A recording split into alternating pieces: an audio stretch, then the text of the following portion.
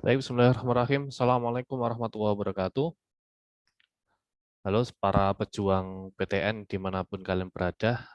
Di kesempatan kali ini kita akan membahas salah satu hal yang ada di jalur mandiri yang perlu kita persiapkan atau perlu kita ketahui. Yang mungkin dari kalian sudah sangat sering ya ketika membaca apa itu uang pangkal ya. Tentu di antara kita mungkin masih bingung, kira-kira uang pangkal ketika saya masuk di jurusan ini berapa ya range-nya? Kemudian, kira-kira ada nggak ya PTN yang kemudian tidak ada uang pangkalnya? Nah, nanti jawabannya akan kita bahas di sini. Kira-kira uang pangkal ini apa bedanya dengan UKT? Nah, nanti kita juga akan bahas dan kira-kira tips bagaimana supaya kita eh, tidak salah mengambil jalur mandiri ini dengan adanya uang pangkal. Baik, langsung saja kita mulai. Yang pertama, kita harus tahu dulu ya, kira-kira apa sih perbedaan UKT dengan uang pangkal? Nah, di UKT mungkin sering kita dengar bahwa UKT itu adalah singkatan dari uang kuliah tunggal. Mungkin beberapa tahun terakhir ini sudah diterapkan sistem UKT, di mana sistem ini adalah sistem pembayaran yang ada di seluruh perguruan tinggi di Indonesia. Karena dengan melalui sistem UKT ini, mahasiswa hanya perlu membayar sekali setiap semesternya. Perlu kalian ketahui dulu itu ada istilah uang gedung, ada istilah SPP, ada istilah uang praktikum, dan sebagainya. Lah, dengan adanya uang kuliah tunggal ini, setiap mahasiswa hanya eh, mengambil kewajiban untuk membayar satu kali pada setiap semesternya. UKT ini juga menganut istilah sistem subsidi silang, di mana mahasiswa yang memiliki kemampuan ekonomi yang tinggi atau mumpuni akan membayar lebih sesuai dengan tingkatan UKT-nya. Nah, hal tersebut digunakan untuk membantu mahasiswa yang berada di ekonomi yang lemah. Jadi ada subsidi silang untuk bisa membantu rekan-rekan mahasiswa yang membutuhkan di hal biaya perkuliahan. Ya, jadi ada nilai-nilai sosial juga ya dalam penggagasan atau penerapan dari uang kuliah tunggal atau UKT ini. Lantas uang pangkal itu apa? Nah, uang pangkal itu adalah uang untuk masuk kuliah yang biasanya nominalnya cukup besar. Ya, kalau dulu mungkin uang gedung. Ya, uang pangkal ini biasanya hanya kita temui di perguruan tinggi swasta saja. Namun untuk perguruan tinggi negeri memang ada yang memperlakukan uang pangkal ini khususnya di jalur masuk mandiri ya. Sehingga kita amati di lapangan sangat banyak perguruan tinggi negeri yang memiliki kebijakan terkait dengan berapa uang mangkal yang ada di masing-masing program studi atau mungkin Universitas A dengan Universitas B itu berbeda nominal uang pangkalnya. Atau mungkin ada juga perguruan tinggi negeri yang tidak menyarankan atau tidak mewajibkan atau tidak ada nominal uang pangkal. Nah, kira-kira mana saja perguruan tinggi yang tidak ada nominal uang pangkalnya akan kita bahas berikutnya. Nah, ini adalah PTN tanpa uang pangkal yang ada di jalur mandiri. Dan ini menurut saya adalah suatu kesempatan emas bagi kalian untuk bisa mempersiapkan diri sebaik-baiknya. Selebih kalian sudah melewati UTBK, teman-teman yang sudah masuk ke undangan dan belum masuk di jalur itu, maka kesempatan emas ini jangan sampai disia-siakan. Yang pertama ada Universitas Indonesia UI. Nah, di UI ini ada jalur mandiri yang dilaksanakan oleh UI, yaitu SIMA UI. Ya, SIMA UI ini memang sudah diberikan keterangan atau informasi bahwa SIMA UI ini tidak ada tarikan uang pangkal atau tanpa uang pangkal yang diberikan ya, yang jalur reguler. Eh, yang mungkin kita ketahui ada jalur reguler, ada jalur internasional yang mungkin ini hanya diterapkan untuk jalur reguler. Yang kedua ada UGM, Universitas Gadjah Mada, ada UTUL UGM, ujian tulis UGM. Nah, ini juga kesempatan emas bagi kalian yang kita tahu bahwa di UGM sangat banyak prodi di sana. Saya kira banyak sekali peluang yang ada di sana. Untuk itu persiapkan sebaik-baiknya di UTUL UGM ini untuk bisa tanpa uang pangkal.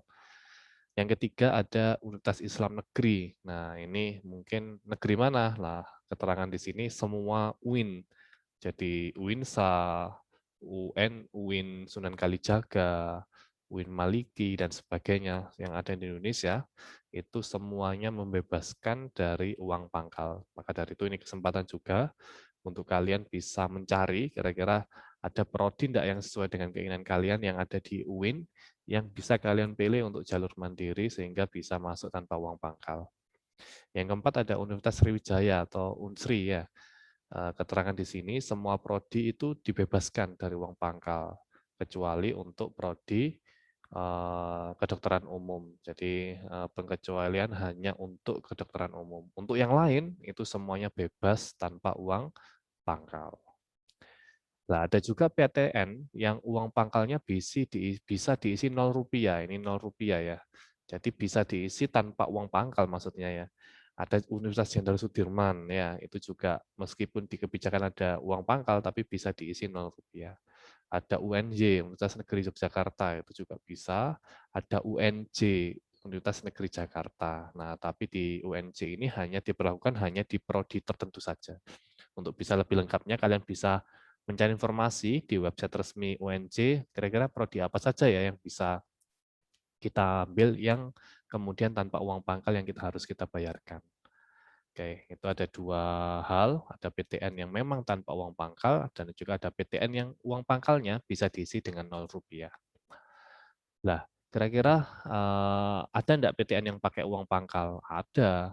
Kira-kira risknya berapa? Nah, ini ada data yang bisa kalian ambil untuk bisa kalian pegang terkait dengan kira-kira saya masuk di univ ini, kira-kira kisarannya berapa ya. Baik, yang pertama ada ITS, Institut Teknologi 10 November ya.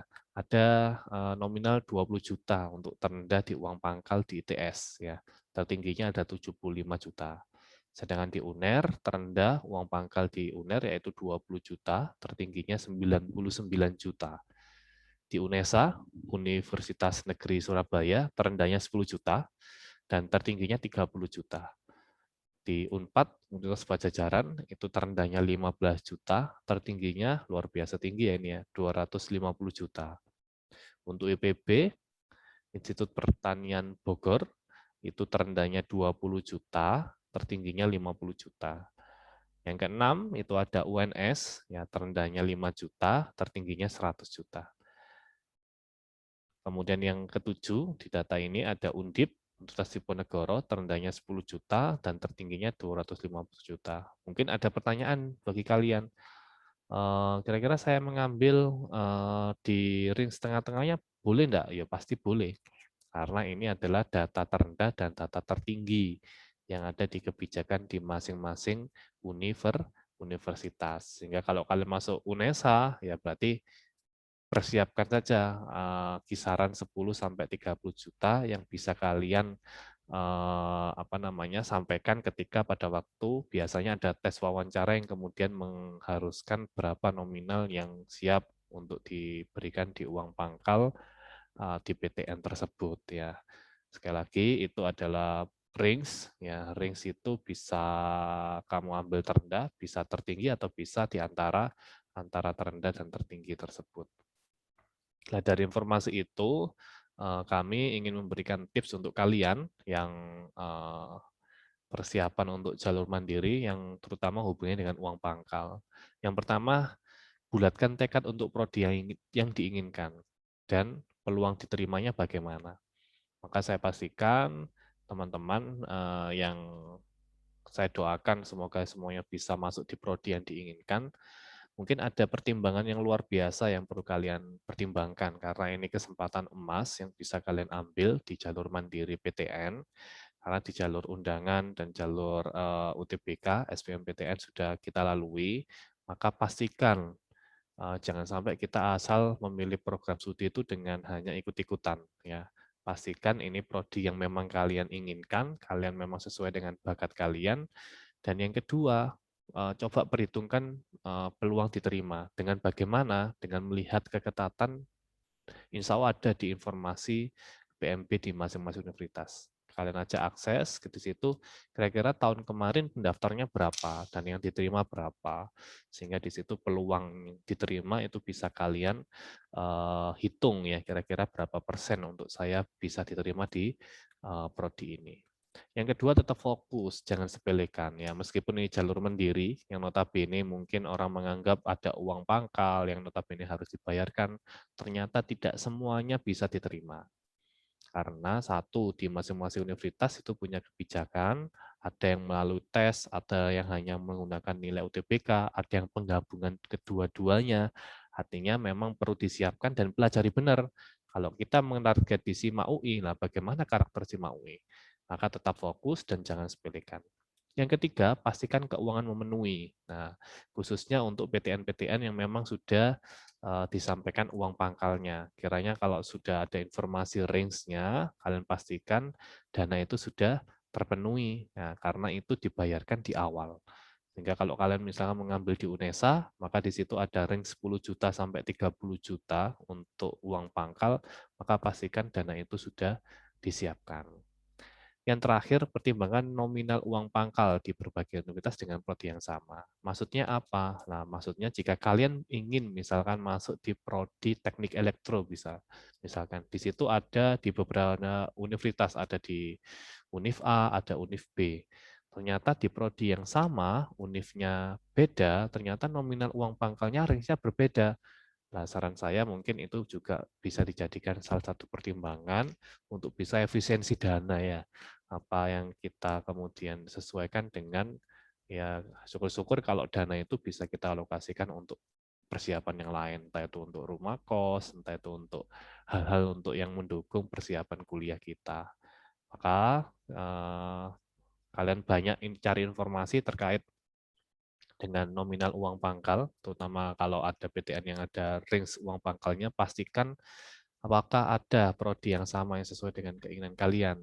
Dan kemudian coba bandingkan selain dengan kualitas juga berapa nominal uang pangkalnya. Mungkin itu tips sedikit yang bisa saya berikan untuk kalian yang ingin masuk di jalur mandiri. Semoga semuanya dimudahkan. Semoga semuanya senantiasa tetap berusaha, tetap semangat, jangan putus asa.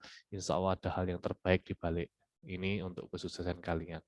Mungkin itu yang bisa saya sampaikan. Saya akhiri. Assalamualaikum warahmatullahi wabarakatuh.